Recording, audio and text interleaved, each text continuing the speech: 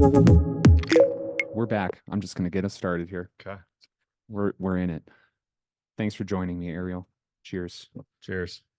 It's good to be back drinking some quasi Colorado beer. So, yeah, it almost counts. Yeah.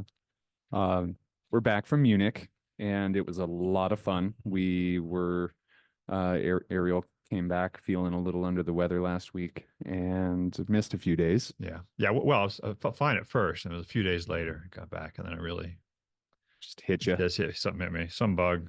10 hours on the metal tube certainly is never a great idea, but Yeah. don't have much choice.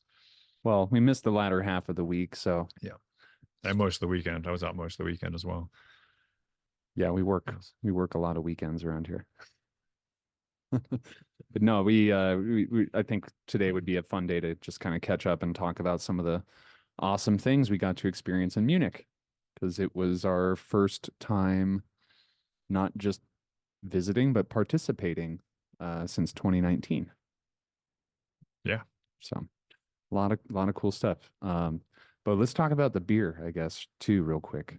Because I just ran out and grabbed this right before the episode, and it piqued my interest because it's a Hawaiian beer brewed in Boulder, apparently. I need to get more information on who is doing this, but Yeah. Very curious exactly where in Boulder and who is doing it. Yeah. but this is Maui Brewing Company.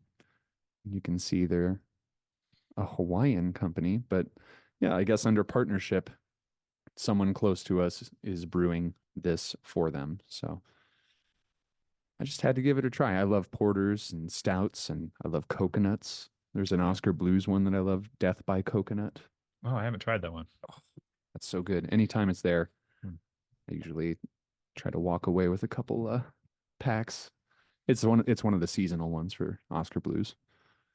But yeah, this is good. Coconutty, kind of mocha-y. Oh, yeah. It's in malty. Yeah. Malty. Hint. Yeah, that's just even just a hint of coconut. It's not even overpowering at all. It's nice. Yeah, the Death by Light Coconut is coconut. way stronger. Oh, No, it's great, and it's the weather is starting to get a bit warmer, but out here in Colorado, it still feels nice for a nice dark beer. yeah. Yeah, absolutely. No, this is actually, I mean, it's dark, but it almost tastes surprisingly light. That nice toasty. Yeah. Yeah, I can drink a lot of that. Nice. Yeah, picked a good one. Mm. Cool. Well, yeah, Munich was a ton of fun. I took a bunch of pictures, well, as much as I could in the middle of working the event. So Yeah. I'll pull some of that up here, but Yeah, I probably should have forwarded you some of mine, but oh well. next Too late. episode, next There week, we go. maybe we can get one of the guys on with us next week from like Mhm. Denmark or La Reunion or something. Yeah, it'd be fun. We'll have to get on at like 9 a.m, though. That's right. But yeah, really cool team. We exhibited with Sonar Audio, Ikigai Audio from Denmark, Pachanko Labs from La Reunion, which I'm just going to clarify now because my geography was way off. I thought they were an island close to France. Yeah. Well, there's a region of France, La Reunion. There's a region within the actual country. Oh, And then there's La Reunion Island. well, Yeah. let's see, I'm learning new things every day. So did not realize there was a La Reunion inside of France. That's what it looked like to me when I did a little research on that. Yeah, it was a little, yeah, it's, I'm almost like a little county or something. Well, La Reunion Island that Pachanko Labs is from is this tiny little speck of land next to Madagascar, which happens to be a French-speaking colony down there. So it's it totally threw my geography off. Yeah, totally did. But yeah, Pachanko Labs, La Reunion, and Artesania Mhm. from Spain. I remember where they're from this time, Spain. And am I forgetting anyone else? Oh, us. Yeah, just Us. us. No, it was a great team. I mean, some younger guys in these companies too that we got to partner with, and you can just tell there's a lot of great innovation and cool kind of new ideas coming from these guys. And like the Jeff with Ikigai, kind of getting to talk with him and learn more about how they do their cables and how they weld the conductors to the connections on Yep. the contacts there. I mean, that's really impressive stuff. I mean, I don't know of too many people that full on weld the contacts to the conductor there. But yeah, fascinating approach from all these guys. Let me see if I can get some cool pictures going. Yeah, I flew out this year with a skateboard, and that saved the day. Last year, I had ankle issues from wearing dress shoes the whole time. And this time, I minimized my steps by having a skateboard.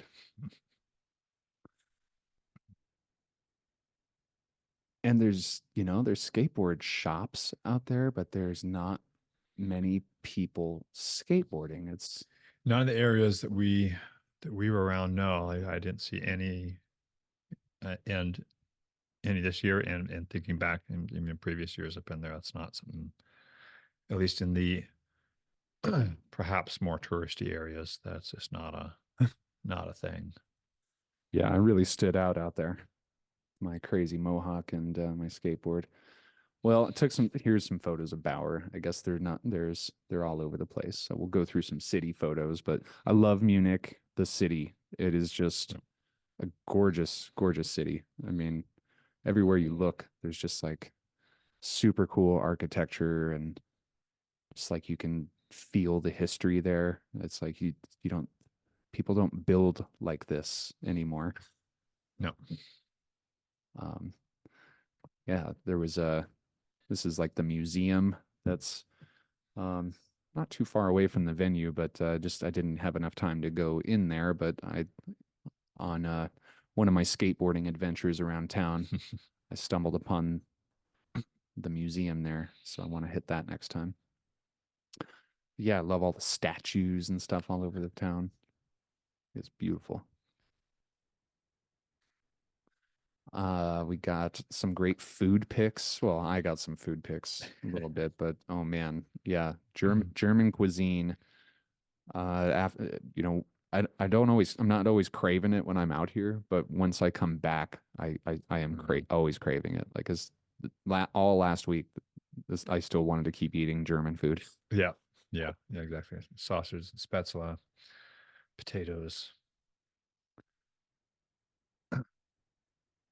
Yeah, had some steak. Had to switch it up with some whiskey. Yeah, lot of fun outings with the crew. I mean, just pretty much every day after the show, our group would go out and hit the town and try to hit some of the popular eating spots out there. Yep. Yeah, which there are a lot. I mean, there are the beer gardens, yeah, breweries, beer gardens, restaurants. They are prolific. Pretty much every block has at least one, I would say. They're hard to miss. Yeah, the another thing that I've come to experience out there, it seems like quite a few restaurants like to do this, but you can see in this photo in the window up above, Yeah. it looks like it's midday, but this is in fact, I think 11 at night or 10:30 or something like that. And Yeah, that's actually dark out. Yeah, sun's down, dark's out. but they make you feel like you're in the middle of the day when you're in the basement eating and drinking, and it just makes you want to stay there all night. And you walk out, and it's like, how is it midnight already? Nearly. Yeah, so let's talk about our space a little bit. We see some of the pictures there, but yeah, um so with kind of more or less Gunny at the helm, I guess, driving this group. So we just had they call it a sound cabin. So we have a kind of a listening room. So on more kind of the exhibition floor space where mostly there's just booths, open booths, and you're limited to how much sound you can make. But if you get one of these little sound cabins, so they have these more or less soundproof-ish walls that they can customize and make a nice little room.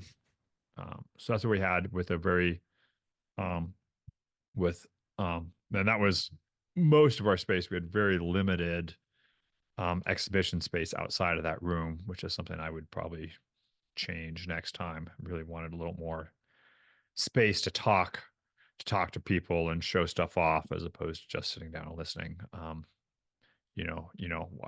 For us, I feel that,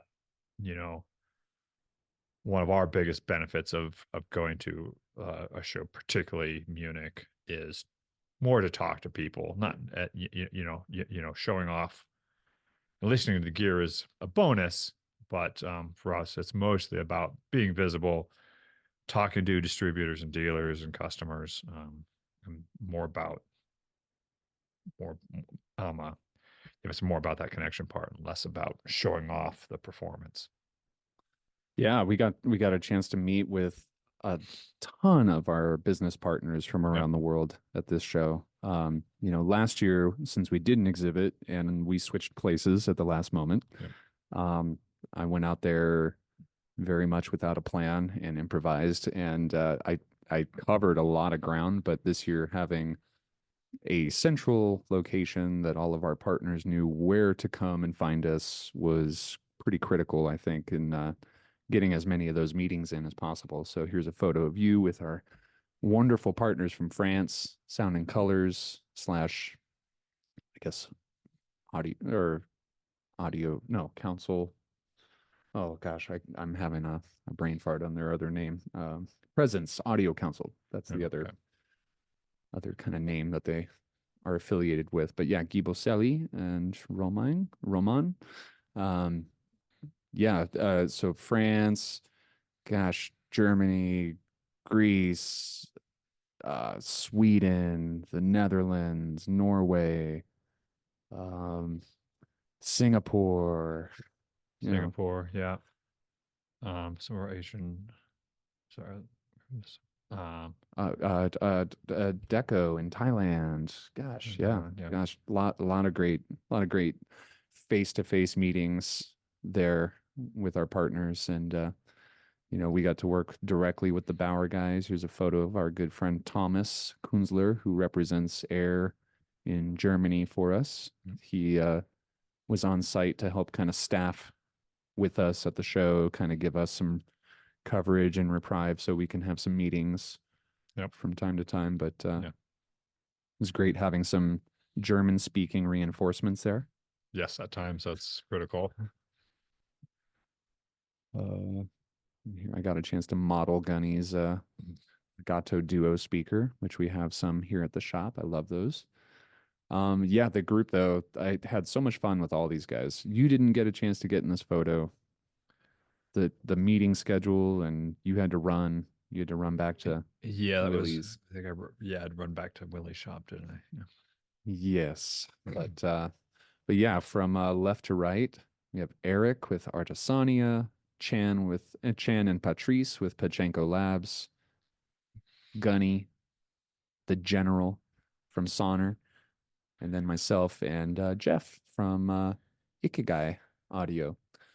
But yeah, getting to bond with these other manufacturers, I think is just, it's almost as important as meeting the end user clients and our dealers too, because since this partnership has begun, since well before the show and since after, I mean, I feel like we now have a really strong support group with these guys. If we need something in Spain, if we need something in Denmark, it's I feel really good going to any one of these guys now. So that's always a benefit.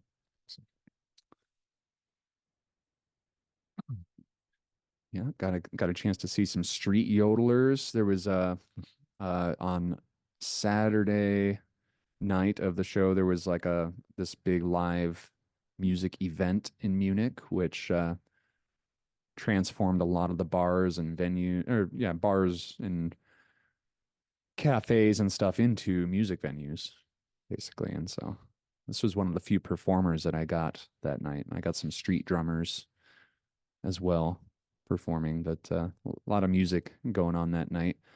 Oh yeah, another, how could I forget this partner from the Czech Republic? Oh, yes. Audio Ego, Peter with Audio Ego, just inconspicuously snuck into the room, shook my hand, and then said, I have a gift for you guys, and handed us some Czech beers. And when you're in Munich, might as well drink some beers from the Czech Republic as well. Um, but they were really good. I mean, actually, we got three. I had one, and we still have two waiting for us when we get back, I guess. There's still two at Bauer. Did they not go in the boxes to come back here? I don't think so. Maybe not. Yeah, yeah. So I think we have to go back for our beers. But yeah, thanks to Peter at Audio Ego. But it was a lot of fun hanging out with our friends at Bauer, Thomas, and Willie. Got to hang out with the infamous Willie Bauer. Yes, indeed. It's always these guys are the best guys. Both just as people, just as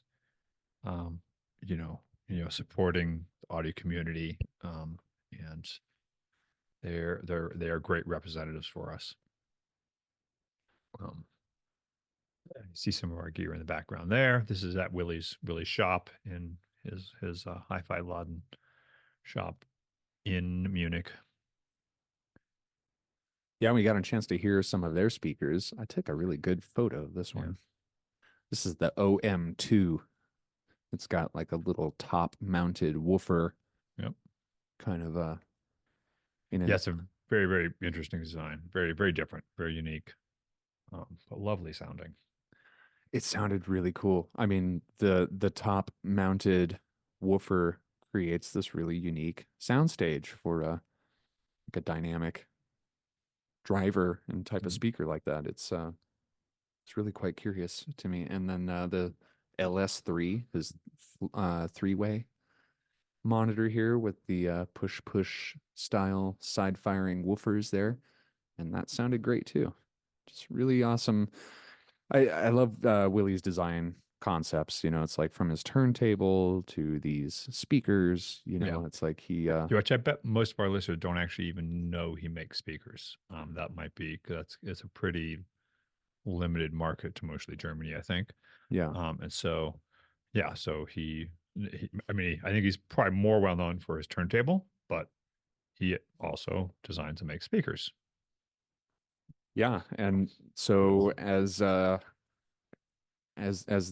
weekend progressed, Willie ended up introducing us to some really awesome new people. So, I guess maybe not the most flattering photo of our new friend Stelios, but yeah, Willie introduced us to some new partners that we have now signed on and are working with. So to the far left, in this image is Stelios Mistionis, I think is his last name. And I hope I don't butcher that. I need to just double check that before I start speaking on the mic. But Stelios is he's a very, very nice fellow and has some really cool brands on his line card out in Greece, and we are now a part of it. They had been fans of the brand for a long time, but now was the right time for us to kind of begin working together. And they liked what they heard so much that they ended up taking home the exact system that we used. Mm-hmm. So yeah, we now have a CX-8, KX-8, VX-8 demonstration system in Athens, Greece, with some other series systems to follow here shortly, it sounds like. So very excited. Can't wait for us to have an opportunity to go to Greece. So cheers to solid foundation in Athens, Greece. but yeah, so we have solid foundation, we have sound and colors, and we have audio magic, and well, naturally Bauer Audio, and I think there's one other that we're potentially going to be picking up soon that are all kind of partners of Willie's, and all those companies import into their respective countries Willie's turntable and speakers.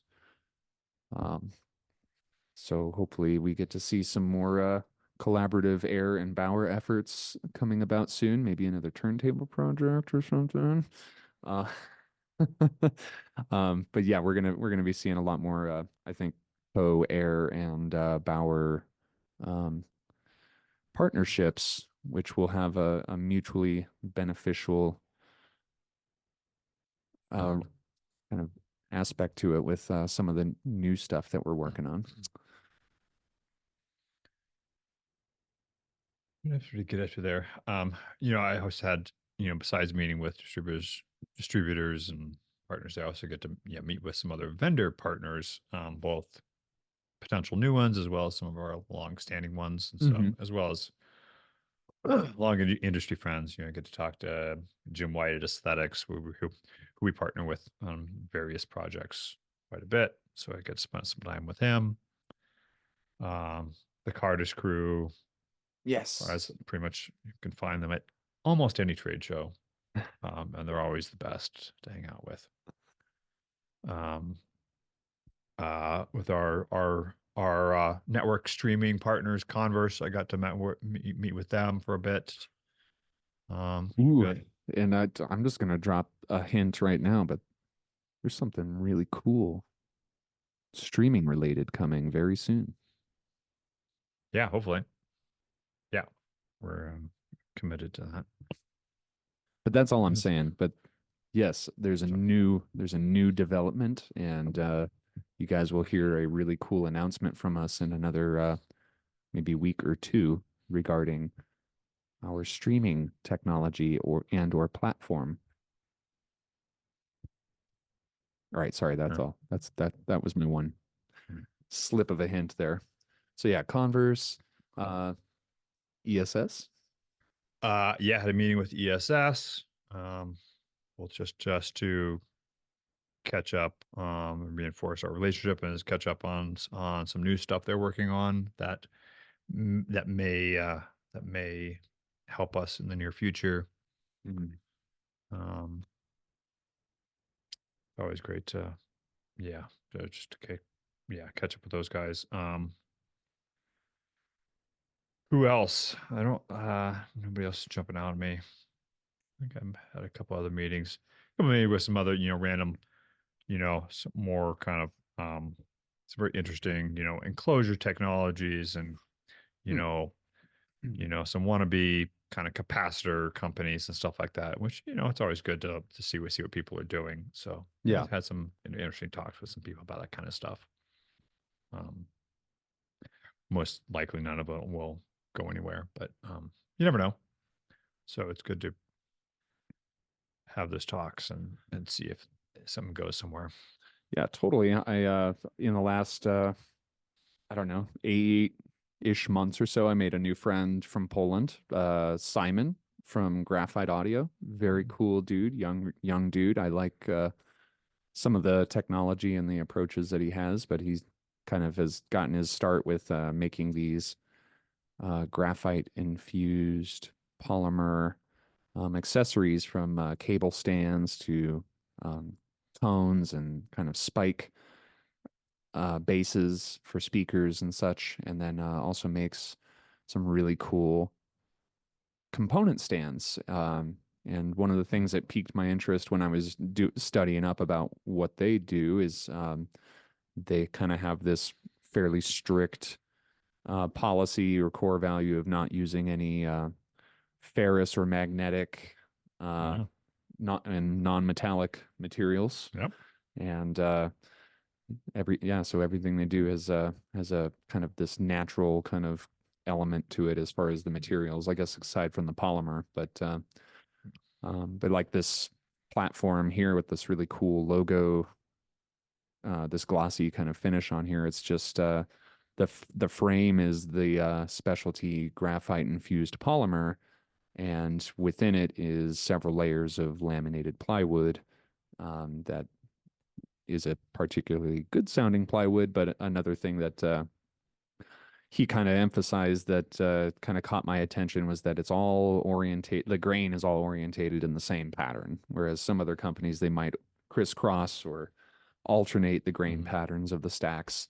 And he's kind of like us. It sounds like he's just done numerous listening tests to arrive at the conclusion that that's what sounds the best. And I think that's pretty cool. So it's just, yeah, it's a neat approach. It kind of resonates, I think, a little bit with kind of some of our core values. And he's a nice fellow who started this company up right when the pandemic started a few years ago. And so I got to commend him for his tenacity to just follow through with it. Made some other new friends with like the MSB room. This room was really sexy and it sounded great. It was all connected with Ikigai audio cables, so there might be a correlation there. But yeah, Jeff had invited me up to take a listen in this room after we got ours set up, and yeah, I really liked what I heard there. And another thing that I thought was quite fun is that Jeff insisted that the MSB people come down to our room, and they really liked what they heard in our room too. So it was quite polar opposite price points for the room almost. Right. For the kind of equipment that we were trying to show off. And yeah, Frank with MSB was really digging our stuff and spent quite a few minutes with us, ignoring emergency phone calls just to talk about the equipment that we had brought with us. So I thought that was quite fun. But they're great people. You know, they make good sounding gear, but this was my first show getting to meet some of the people behind MSB, and they're pretty solid people. There was, oh yeah, we got, I popped into the YG room to say hello to our good friends up there, and they had a much better sounding room than they did last year. I mean, it was all the same room treatment and everything else, but this signature anniversary stack that they had there was yeah.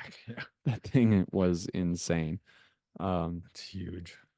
It sounded really good. I mean, just not a dead space in the room. You know, you walk in and you're almost in that sweet spot right away. But that was one of the few rooms that I made time for to go and say what's up to, because they are good friends of ours, and we even got to fly home with the YG guys.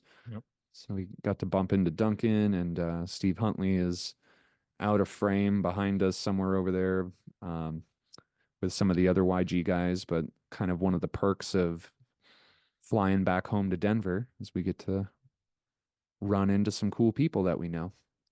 Last year, I flew out to Munich with my buddy Travis from PS Audio, sitting like 2 seats in front of me, and we did not plan that. So that was cool. Yeah, I think that's a lot of the photos I ended up taking there. There's probably a few more that I didn't load up, but yeah, it was one of the more memorable trips and shows that I've done so far with us, because just getting a chance to exhibit in Munich and hearing how happy people were to not only see us there, but to be able to hear the gear there, that was really great too. I mean, there was a few groups of people that when they walked in the room, I don't think they knew who I was, but they look over and they look at me and they say, Ayre Acoustics? Like this big surprised question, like, you guys are here? And yeah, it was just, it gives you the good vibes, you know. It kind of reminds you of like why we do this, getting a chance to talk to those people and see their appreciation for it. Yeah. That's great.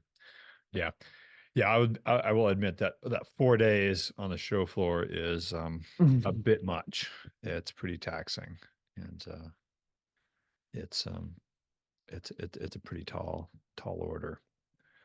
for sure. And yeah, when I go in the future, I might have to alter my schedule a little bit, so I'm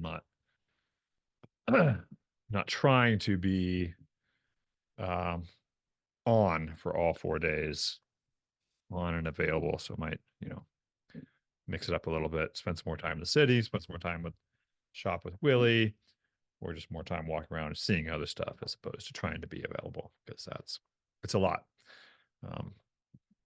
And I'm not really built for that or used to that or whatever you want to call it. Right. So I'd rather be, Kicking a soccer ball or designing a circuit board. right. Yeah. But you got a chance to catch some soccer out there.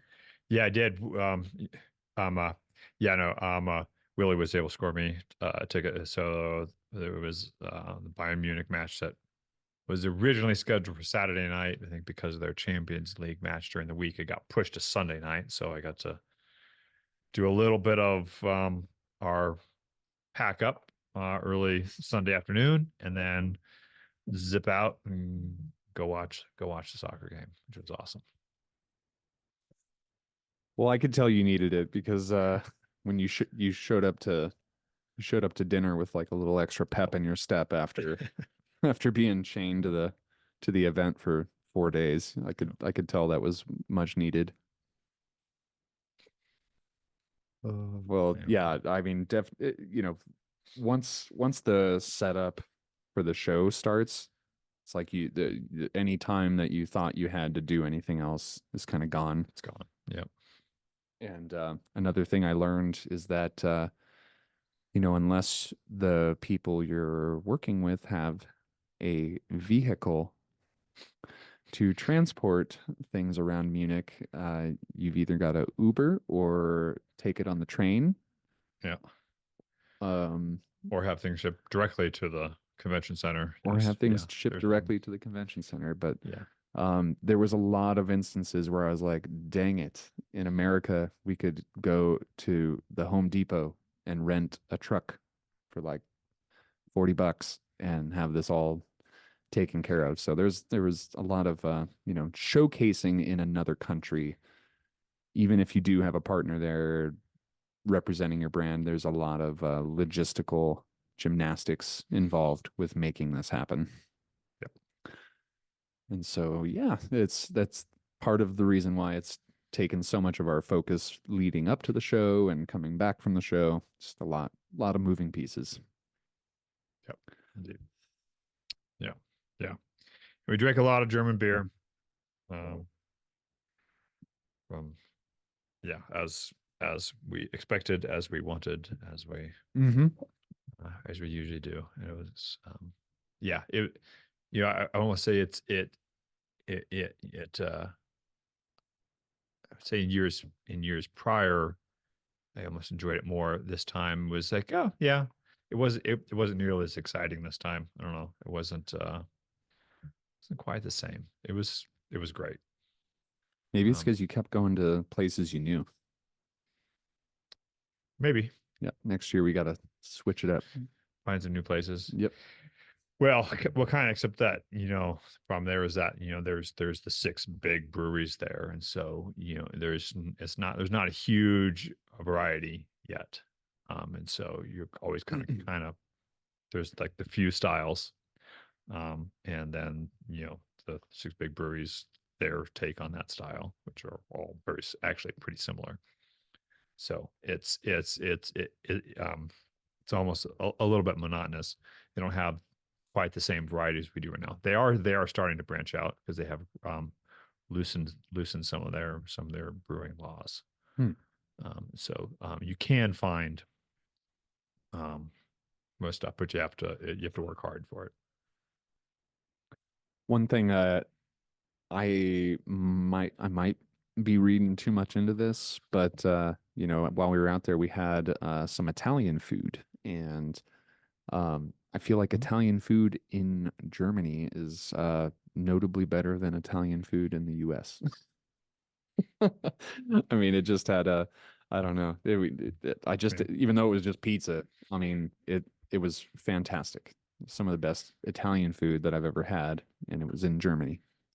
Yeah, Yeah, well, it's pretty close. Yeah. It's just almost a stone's throw. Yeah. Yeah. Um, yeah, sausage and beer for breakfast. I mean, I wasn't quite expecting to indulge in that, but when we touched down and I saw you getting down on it, I just said, I guess I'm gonna have to try this, but it's pretty awesome. I remember one of our meals, Gunny with Sonner. I think it was maybe you or I forget exactly who he's asking, but I just remember he was like, how do these, I don't get it. How do these people eat all this food and drink all this beer and no one here is fat? And I think it's just all the public transportation, just everyone's walking all over the place, getting to the train, getting to the, Yeah, that's part of it. Yeah. Yeah. And then, that's also, I mean, like a lot of people see around the town are also tourists and the actual residents. I'm not sure that that's what they actually eat. I think they do eat plenty of that, I'm sure, but right. it's, yeah, it's, Well, I don't think that's coming through. We just heard screaming bloody murder outside of our studio here. It's a nice night though. We'll allow it, but no, it was amazing trip. Can't wait for next year. I think now that we're having this talk, I remember something that I think we were supposed to do this year, and I forgot. Something that I talked about last year after the show is that we were supposed to do an episode with Thomas and Willie before, so that we can help educate our friends on how to have a better time out there. Like one thing that stands out for me is it's like one of these pro tip things where like right away when you get there, you get the train pass. I like some of yep. our friends with YG, I don't think they know about that. And so like Duncan was taking cabs all over the place. No. And yeah, I don't think that's just like one of those little pro tips that I think Yeah. some of our fellow exhibitors might not even know about. Yeah. Yeah. Yeah. Cause yeah, I mean, as soon as we land at the airport, and I've heard this, I mean, I learned this from Brent, uh, and which would be the airport. So you have to get a special, ticket to get to and from the airport on the train to the city center. So, and so for two of us getting, so 4 tickets for that train trip, plus for 2 people, unlimited uh, public transportation within the city was like €80 Yeah, for a full week. that's awesome. Which is, that's 2 Uber rides. It's equivalent. So for basically €80, and just without having to think about it, get on any subway, any tram, any bus, any train, anywhere in the city, and go anywhere. It's just a no-brainer. It's fantastic. Yeah, I mean, if I went out there and I wasn't aware of that, that would be, yeah, I could see how that would make traveling and just the experience there that much more work than it needs to be. So Mm. yeah, that right there, get the train pass. So Yep. we'll have another follow-up best tips and best practices for Munich maybe before the show next year, and maybe I'll remember. But that's the big one that stood out to me. I remember a few of our friends saying like, "Oh, I'm catching a cab instead of taking the train," and it would have been just as fast. And that Uber was, yeah, like you said, probably half of the value of the week pass. Yep. Well, I'm over the moon. I'm happy. I'm glad to be back though. And yeah, I mean, without revealing too much, I think we're gonna have some really awesome new announcements coming up very soon here. Trying to make Yep. some new things happen. So Yep. stay All right. tuned, I guess. But and you're almost done. I gotta catch up. Well, thank you all for hanging out with us. Glad to be Yeah. back. We'll see you next week. And yeah, let us know if there's any guests or any other topics other than our trade shows and some of the new stuff that we're working on that you guys want us to talk about, and like and subscribe and all that good stuff. We're almost to 1,000 subscribers, and it makes a big deal, I guess, for us. So help us out. And that's it. Mhm. Thank you. Cheers. Cheers.